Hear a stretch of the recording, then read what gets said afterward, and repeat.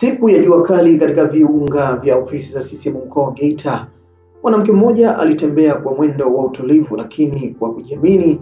Alivalia vazi la heshima, uso wake ukiangaza nuru ya matumaini na dhamira isiyoyumba. Alikuwa ni Paulina Alex Majogoro, mwanamke ambaye wengi wanamfahamu kwa majina mengi: muasisi, mlezi, mtetezi, kiongozi, na sasa ni mtiania wa ugombeaji wa ubunge wa viti maalum mkoa wa Geita.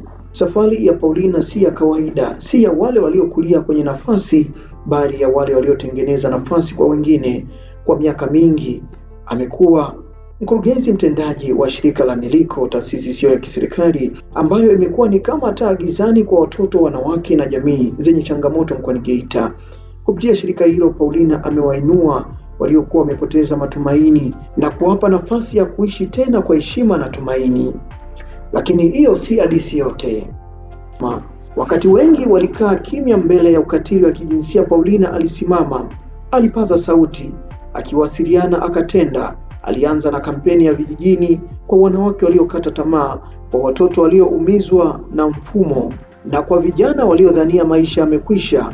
Hakuchoka, alikuwa ni mshauri, rafiki na mwokozi wa wengine. Kama haitoshi, Paulina ni mwenyekiti wa umoja wa wanawake wa CCM wilaya ya Geita, mwenyekiti wa Red Cross mkoa wa Geita, na pia ni mwenyekiti wa mashirika yasiyo ya kiserikali mkoani humo.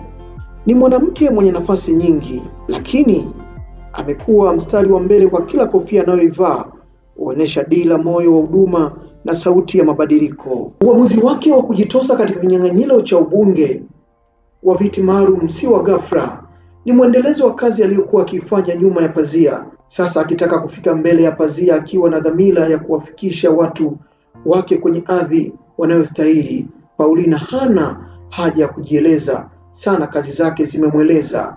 Hili si tu jina kwenye karatasi la kula, hii ni sauti ya mabadiliko inayotafuta jukwaa pana zaidi.